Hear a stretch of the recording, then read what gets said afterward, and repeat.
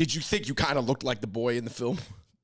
No. Is he Hmong or Vietnamese? Yeah. We gotta know. These are the Asian documentaries that are up for Oscars this year. Now, should Asians as a whole care about them, or should we just focus on Michelle Yeoh's newest movie because she's the queen? I think a lot of people obviously are going to be concerned with the nominations and the awards that Everything Everywhere All at Once does or does not get. However, Andrew, I do think these documentaries and short films also deserve our respect and attention, because I do think there's going to be a counter movement, because the previous years, Andrew, were so focused on the concerns of like upper class Asians, right? Crazy Rich Asians, House of Hope, Bling Empire. Then it went to middle class, The Farewell, Everything Everywhere All at Once, et cetera, et cetera. Now we're going to get into the documentaries that are often about the harsh reality or inspirational stories of people living in poverty in the lower class, not just in America, but Asia as well. All right, guys, there's this Next Shark article that compiled all of the nominees. We're going to watch through the trailers. If you want to watch the whole trailers, we'll leave the links down below. But let's talk about each movie, and then we'll, at the end, tell you whether we think Asians should really care about them or not.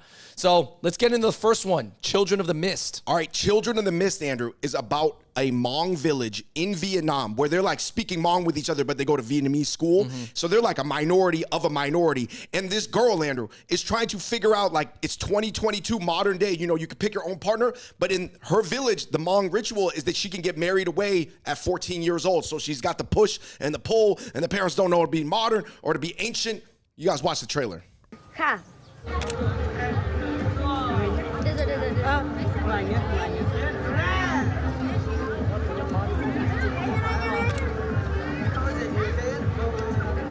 Chỉ mới làm em biết khô ta hả? Muốn chẳng thế là hỏi cho nó làm em biết khô ta là thôi à. Còn chơi cả cái cái nó thang cả gì? Gì thang? Thì hay có con thang à? Chị. Có chân nào cũng có chỉ tối. Này thì coi có chỉ lời mà nó lại chỉ chặt tôi. Nó mua là giấy sao cái ý tôi hỏi nó mới là sẽ nó chỉ lấy cho nó nên nó cho vừa mà.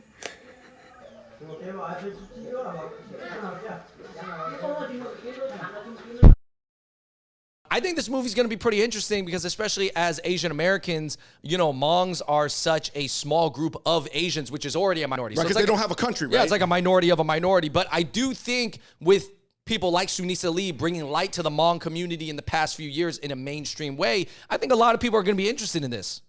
Did you think you kind of looked like the boy in the film? No. Is he Hmong or Vietnamese? Yeah. We gotta know. I think that obviously the groups without a nation state to call their own, like the Hmong, you know, a lot of people don't know about them. And I do think it's interesting because, like, when they're living in the mountains and stuff like that, they could have marriage rituals that to us seem like from 100, 150 years ago. But, you know, they're trying to reconcile that with the modern day society that is like moving at such a fast pace with or without them. Yeah, everybody's always talking about how fast Asian culture in Asia is moving in the cities, but no one's thinking about how fast it's moving in the rural parts. Yeah, because there is a bigger difference between the rural parts of Asia and the city than the rural parts of America in the city. I'm not saying there's not a difference here, but the chasm's even like way bigger in Asia. Andrew, movie number 2 that is up for an Oscar is called Hidden Letters, and it is about 2 Chinese girls that want to go back and document the history of the Nushu language, which was sort of like a secret code language that women used to write to each other between 1400 and 1600 in Hunan province. Because the women were so confined, they had bound feet, they needed a secret language that the men couldn't read. So it's about the revival of that, and what does that mean with like modern day feminism in China. Wow. 你说女的谁不想要个幸福的家庭是吧？那个你都没有，你什么意思嘞？ 好啊，比咱们，比咱们少岁还那个没考虑，这是一多年，那才是也来受苦个哇的。我给大家简单的介绍一下这一款语书主题手机。跟这个还个我们这个用那个什么那个。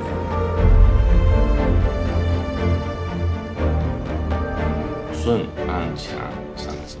Oh man, I think my takeaway from watching this trailer was number 1, the Nushu language, which was a female-only language, looks pretty cool. The way they were like able to break down the characters in the code. And number 2, I had no idea that this happened really. So, you know, it's great to be educated about things. I do think number 3, as a feminist, if you want to have a modern day movement, it is important to understand the historical context even from 400 or 600 years ago. Yeah, and also I think it just reminds you that China is so big and such an ancient culture that there's a little bit of everything. Yeah. Like as much as you got the modern cities booming and going, like you also have like these little pockets with this type of history. I think it's really interesting. Yeah, I think the easiest way for a Western or American person to understand it, Andrew, is like an old German town full of like Amish people. But imagine that's like many, many villages and townships across America. Number 3, Andrew, we got a movie from India, New Delhi to be specific. It's about 2 brothers that run a bird hospital. It's called All That Breathes. Run the clip.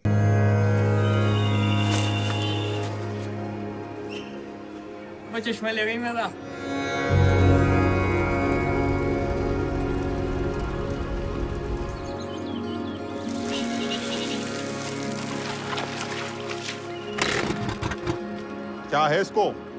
उंगली क्यों दिखा रही है मुझे तू? मेरे ऊपर एहसान कर रही है क्या?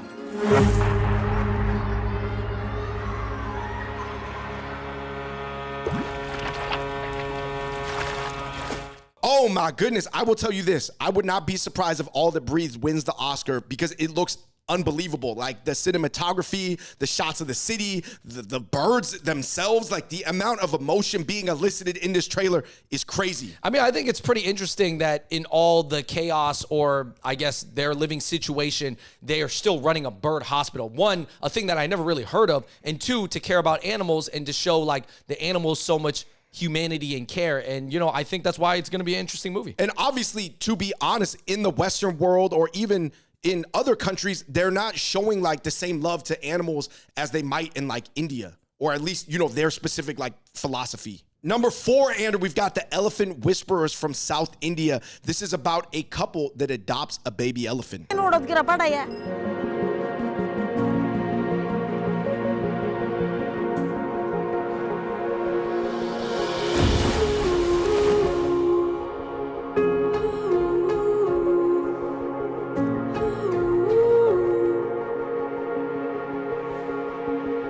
I think it's really interesting because amongst Hindus, elephants are a very sacred animal. So I think like now you're fusing like human, animal, God, everything all together. Honestly, It's beautiful, man. And I had no idea South India looked like that. It looks beautiful.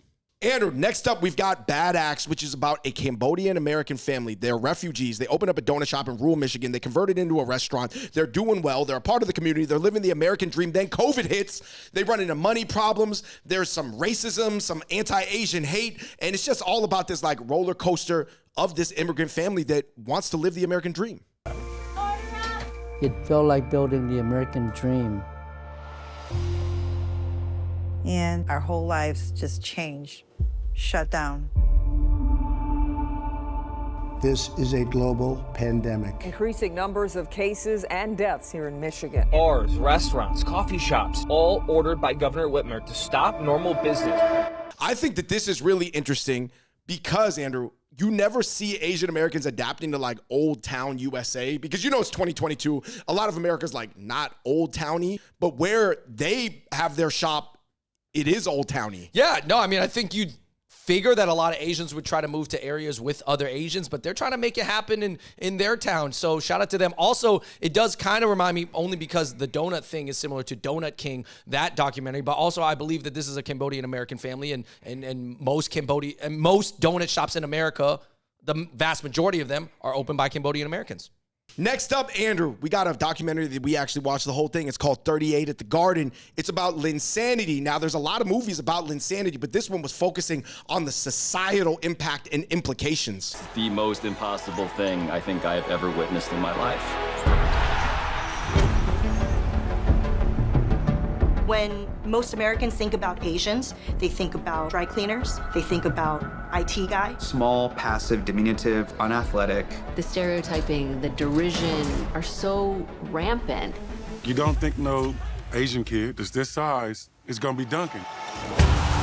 This is who I am. This is what I'm capable of. All you guys need to do is watch and see. I think for anybody who is a Jeremy Lin fan or even a sports fan, I think they got to watch this. It's going to be a short one, so it's not too long, easy buy-in, a lot of great commentary. It's also funny from people like Hassan, there's Ronnie Chang, there's Jenny Yang, there's a lot of insightful people giving their commentary. And I think that it is different than even the first Linsanity doc, which kind of just covered the moment. But I'm looking forward to more people seeing this one. Honestly, I think if you are an Asian that is really, really into making it into high-level sports, this is a absolute must-watch. Next up, Andrew, we've got As Far As They Can Run. It's about disabled children in rural Pakistan being able to have a competition, something like the Special Olympics for themselves. इन बच्चों को सिर्फ प्यार चाहिए। आप भी एक अच्छी player बनोगी, आप लोग हर गेम खेल सकती हो। आप में पैशन होना चाहिए, आपको कोई नहीं रोक सकता।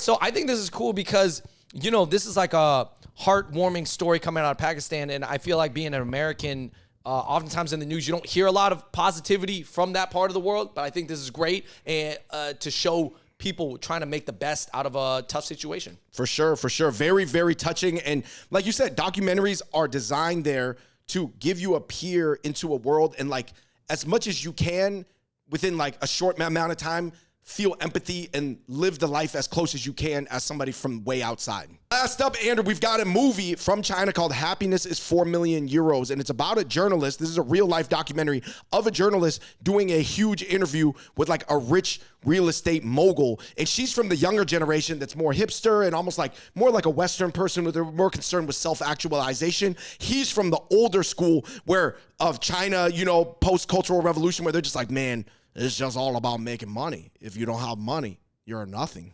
人的所有的痛苦呢，在于你到了这个社会阶层以后，你就会打开一个更高阶层的天窗。